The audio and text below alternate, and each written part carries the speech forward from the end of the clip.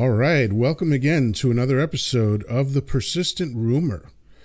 I am Chocolate Yoddah, spelled Y-O-D-D-A-H, because film studios are litigious. And with me, as always, is my heterosexual life mate, Chancleta. And Chocolate Yoddah. Hello, I'm Chancleta. Hey, what's going on, man? So, what I want to talk about, it's a big topic. I don't even know if we could get through it all in one shot.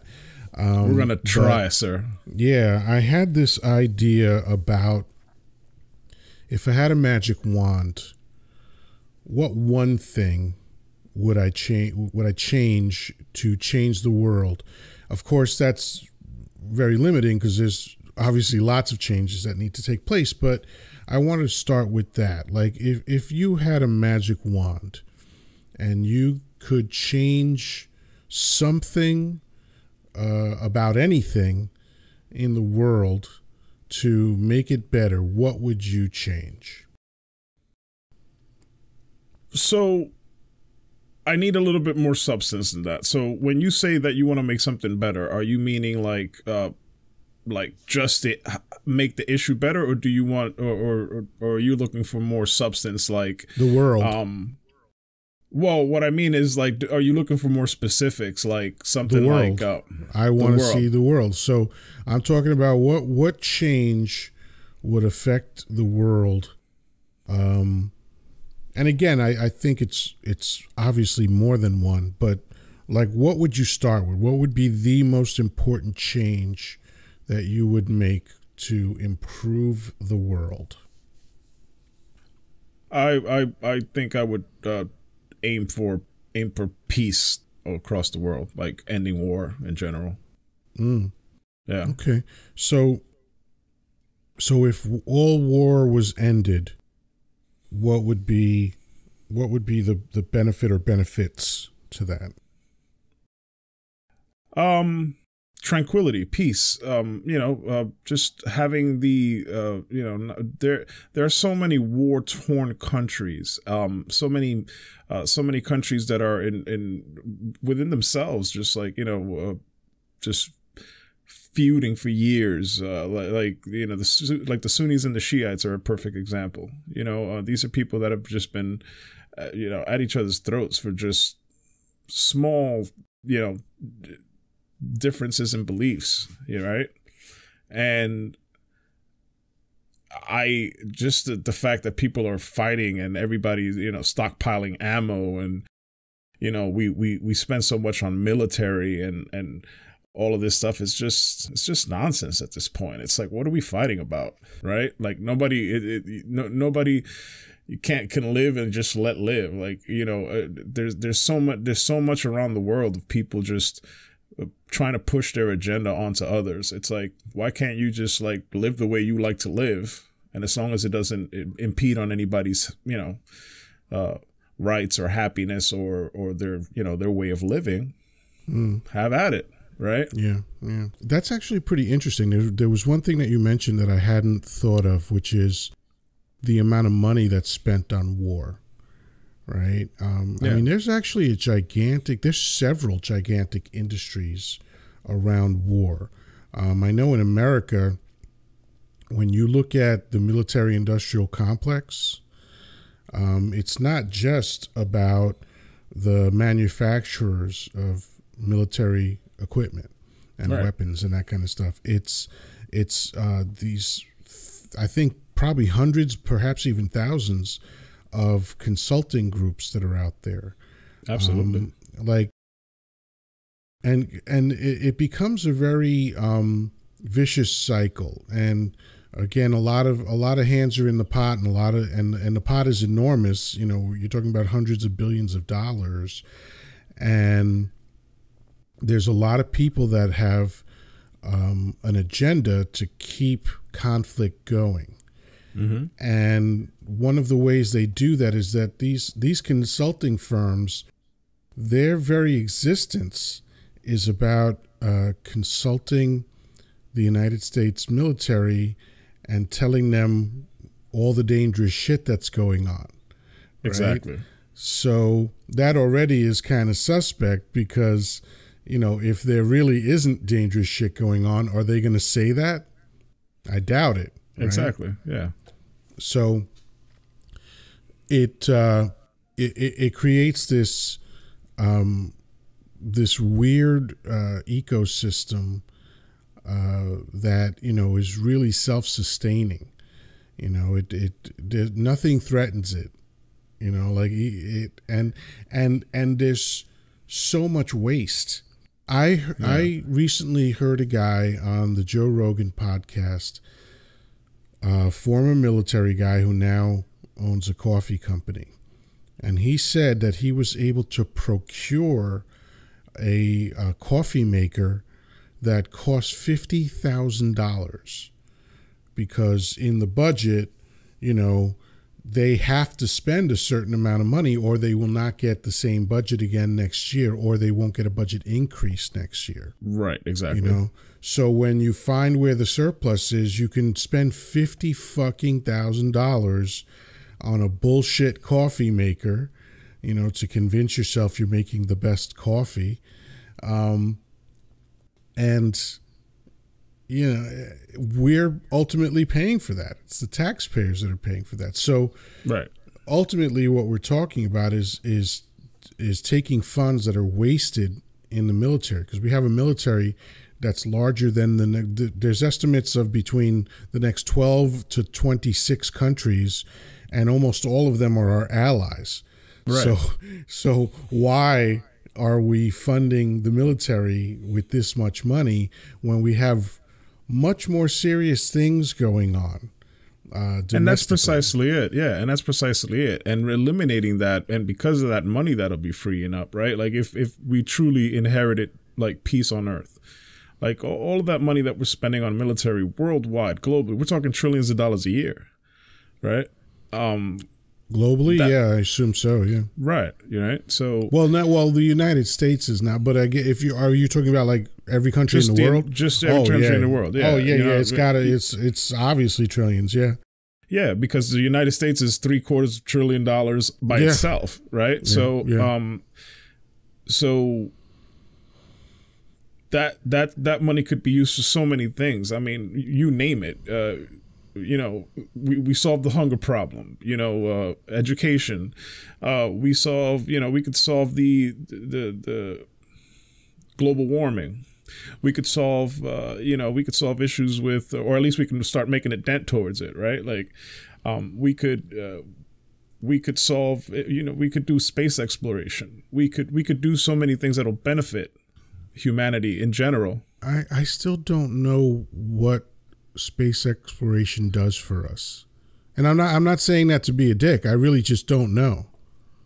I mean, I don't know what it does either, as far as other than like entertain me. Really, like it's fascinating. It's amazing, like learning what's out there. That's not worth all that money, because I can just look up into space and be fascinated. I don't need a whole industry shooting junk into the atmosphere for no reason.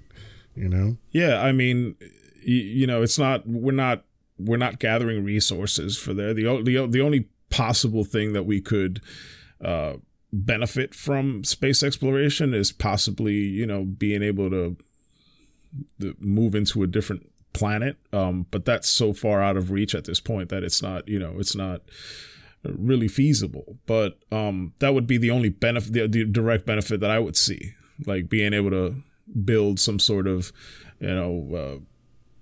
migration ship that we could start, like, boarding and heading off to a distant planet. But aside from that, we have satellites that we are able to put in space to help us with our technology and lots of other things that we could possibly come up with to help us in general. But aside from that, those are the things that I think will bring peace, or will come from just having peace. That stress that, we're not going to go into war. You know what I mean? It's like, yeah, you can make a case and saying, well, then that's a whole bunch of people that are employed that are no longer employed. And I'm like, yeah, but that happens every time. That happens with any new technological innovation. You know, there's no more typewriters around. There's no more ice delivery guy. You know, that just happens. It sucks, but it just happens. When you improve technology, sometimes you make things obsolete. Yeah. And that's really what it comes down to. It's like, okay, well, we don't need 100 carrier ships anymore or whatever. And, you know,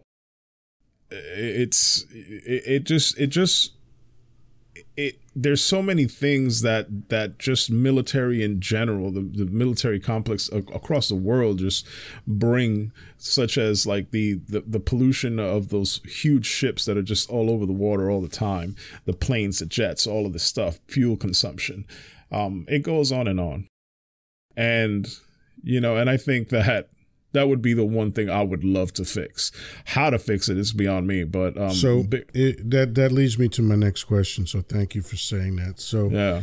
If you had to make a presentation to world leaders, whether it's the United Nations, which is a really badly named institution, but if you had that opportunity, you know, you're going to walk into an auditorium and all 195 or so countries are represented there, what would you say to these people to convince them that, you know, lay down your swords? I would start with the benefits of where all this money could better benefit the world, right? Better benefit yourself, like, you know, as your country. Like it's not necessarily something about redistributing wealth, but redistributing expenditure. Right, like the money's going around, and there's just better things that we could focus on. You know, it's like, but the problem is that we don't trust anybody because that tribalism that we have, right? We're always worried about the next person. You know, North Korea hates us, and you know they're worried about us, and we think that North Korea is coming our way, or if it's not them. I got you, but instead of focusing on the problem, I want to focus on the solution. So you start off telling them, okay, here's a benefit. You have money for other resources. But so do we think that those people don't know that right now, that they don't know that they could have money for making improvements in other aspects of their societies? I think they may, I don't know. I honestly don't think that they might. I'm sure they would know. I mean, it's the 100th monkey syndrome. Yeah, of course they know that. So it's got nothing to do with the 100th monkey syndrome. Yeah, this is, you know, because here's how people tend to talk about these things. And by the way, for the longest time, I was absolutely one of those people. I tended to talk about the issues of the world as though they were the byproduct of bad planning or incompetence or something like that. In other words, they were unintentional. Mm-hmm. I don't believe that anymore. And this is actually the year that I changed my mind about that. Which is kind of weird that it took me so long to figure this out.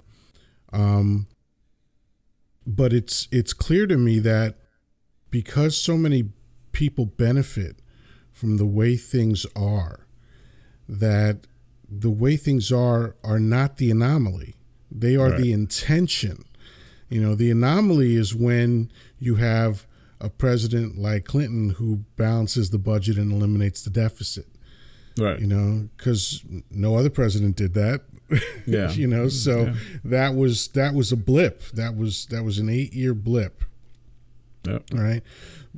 So to me, it's obvious that the way things are purposeful and with full knowledge of the people that are, you know, trying to get on television and tell you that, you know, all we need to do is make sure welfare mothers don't get any money and everything will be okay.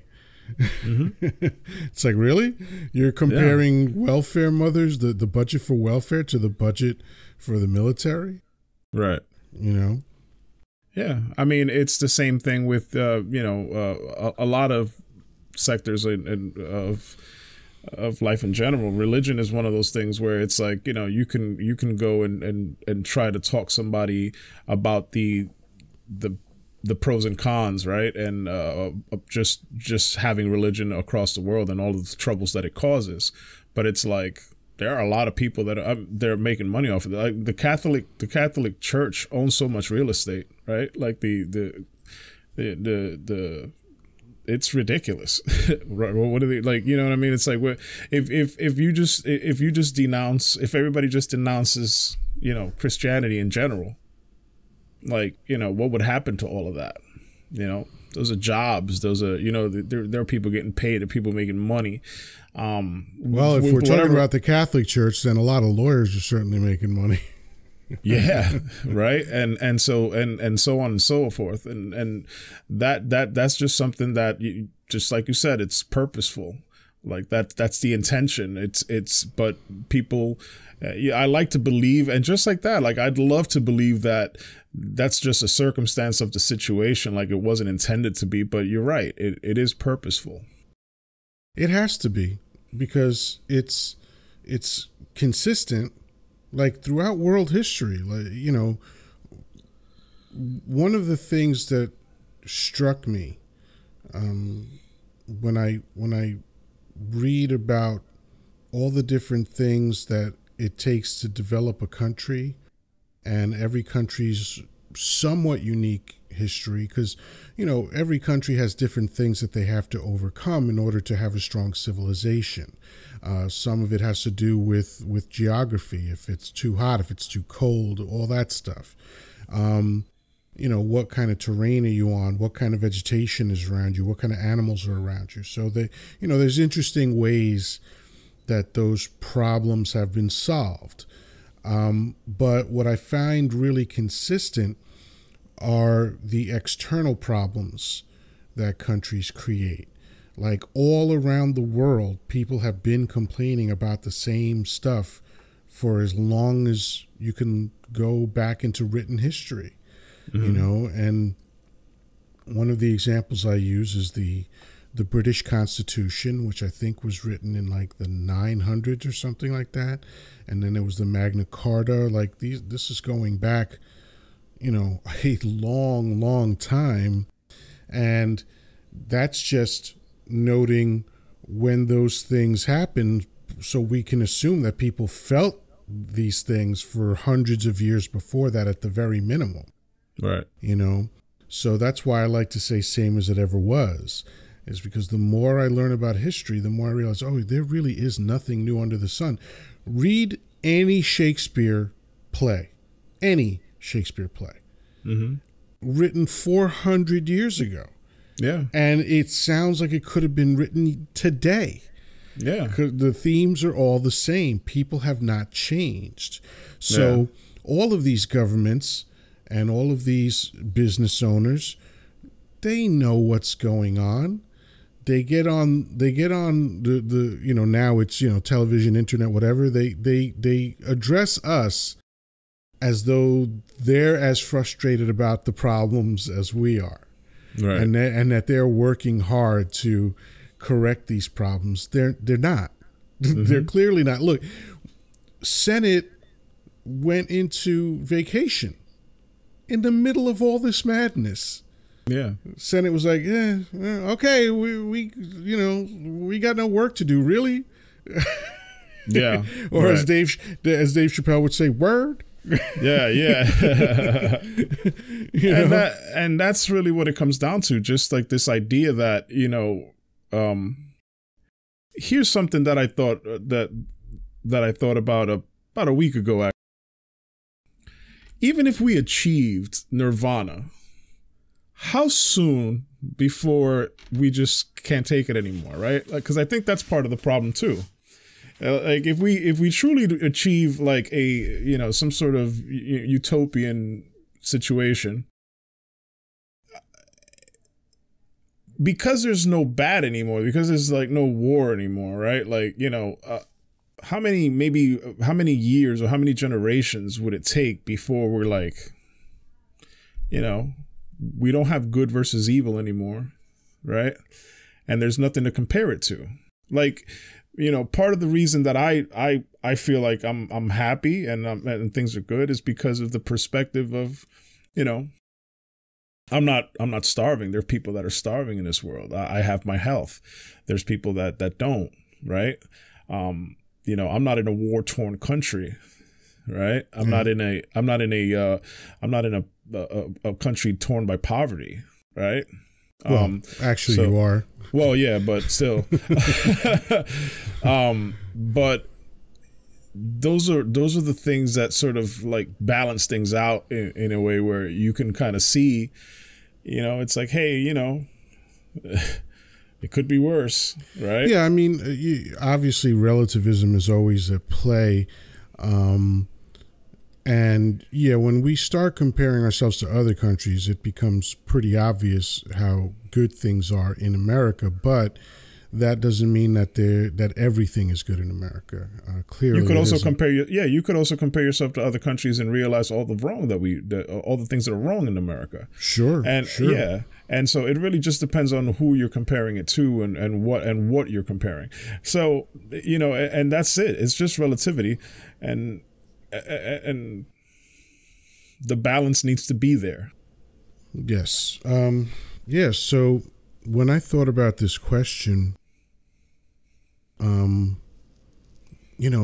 there's really such a long list of ills, and really I try to sort of do an iterative process mentally. Like if I came up with an idea, then the question became, well, how would I bring that about? So what your answer was a perfect example of that, because of course I agree 100% that eliminating war would be a tremendous advantage to planet Earth and all of its inhabitants. But then the question became, well, how do you go about that? What would be needed in order to bring about a cessation to all war? And what I came up with is something that actually can be applied very broadly to a lot of different things, I think. And maybe we can figure out today if that makes sense. But I think that in order to address homelessness, and like George Carlin said, a home is a concept, so it's really houselessness that's the issue, right? Right. In order to take the millions of houses that are empty and abandoned and give them to the 500,000 or so people that are houseless, that's something that would require something of people in order to do that. In order to bring about the cessation of war, there is something that would be needed in order to do that, in order to address hunger, in order to address poverty. You can't just say like, okay, well, let's end war. Well, okay, how? What would be needed in order to do that? And I think the answer is compassion. I think if I had a magic wand, I would like Scrooge's heart. I would make it burst. I would make everyone's heart burst with compassion, like a Care Bear. Exactly. Yeah. Right? I never even watched that show, but there's a comedian that talked about it, so I understand the reference. Dave Chappelle actually talked about it. He Was said, it? Yeah. Okay. Oh, yeah. Well, I mean, I don't know if that's the one you heard, but Dave Chappelle definitely made it like a Care Bear thing. But yeah, he's a brilliant. He's someone that has now transcended comedy. He's transcended philosophy. He just did a special called Unforgiven, where he just basically rails against, I think, Viacom, and it's like amazing to me that someone would put that content out for mass consumption. Yeah, because he's basically trying to convince people to stop watching his show on Netflix so that Viacom can't make money off him. And it's like, wow. It's like, who does that? Who has the freedom, the courage, the wherewithal to do that kind of thing? Like that's an indoor discussion. That's not an outdoor discussion. That's right. But he has that. But anyway, getting back to what I was saying, I think if everyone on planet Earth suddenly was imbued with the superpower of absolute compassion, I think better than 90% of all the shit that's a problem would be a problem. Like, think of all the things that wouldn't happen if people had compassion. War, obviously. There's no way that you can have war if you have compassion for other human beings. Right. Poverty would be intolerable. Mm-hmm. Houselessness would be intolerable. Hunger would be intolerable. Like, human beings would always make sure. Human beings would really probably start to resemble ants. Yeah. And just for white people out there, that's not a family member. Okay, I'm talking about the insects, because people that actually understand the language say aunt. We don't say ant. That's disgusting. It's an ant. One's a bug. Yeah. Yeah. So and this is what I mean by that is, ants have a hive mind. Mm-hmm. Everything they do is for the greater good. Like, even so far as being willing to die to ensure the safety of their fellow ants. When ants have to cross a body of water, some of them volunteer to die to be the bridge that other ants are going to walk over. Mm-hmm. That's wild, man. That's right. Yep. And even though I would hope that there would be no direct correlation between ant behavior and I don't want to see people die so that I can, I don't have to get my feet wet. Absolutely. But I hate I just hope ants aren't like, hey, women and children first. There you go. So, I would like to see that level of commitment to your fellow human being. So that, it's like that. I saw this short film on YouTube once. It was pretty interesting. It was a hidden camera thing, where a guy was asking, regular people, for lack of a better description, for like a little food or, something like that. Like, he would walk up to people that were eating. Okay. And he would ask for food. And all of the people that were doing great in life, or doing not even great, just average, just, you're okay. Your bills are paid, your stomach's full, everything is good. Mm-hmm. You're out there eating at a restaurant, all of them said no. But when he asked people on the street that question, they all said yes. Because they know. Every one of them said yes. And that's an example of compassion. Right? They know what it's like to be hungry. Because here's the thing, compassion doesn't have to come from direct experiences. Like, I don't need to shoot myself in the head to understand that that's not a thing that I want to do. Right? So I don't have to be houseless to understand how horrible that must be. Imagine a family of 4 and they have to live on the street, because I believe 60% of houseless people are children. Mm-hmm. That's insane. Like, what is that like? It must just be the worst friggin' thing. Like, one of the things that I noticed when I was going in and out of Penn Station regularly is if you're there early enough, you get to see all the houseless people coming in from being up all night, because at night it's dangerous in their world, right? So, you know, they finally start coming in to go to sleep when we're getting ready to go to work. Mm-hmm. And it's tragic. It's tragic to see these people, you know, and how can that go on? Why is that acceptable, you know, or accepted? Why is that a thing that people are just okay with, you know? And I think it's just a lack of compassion.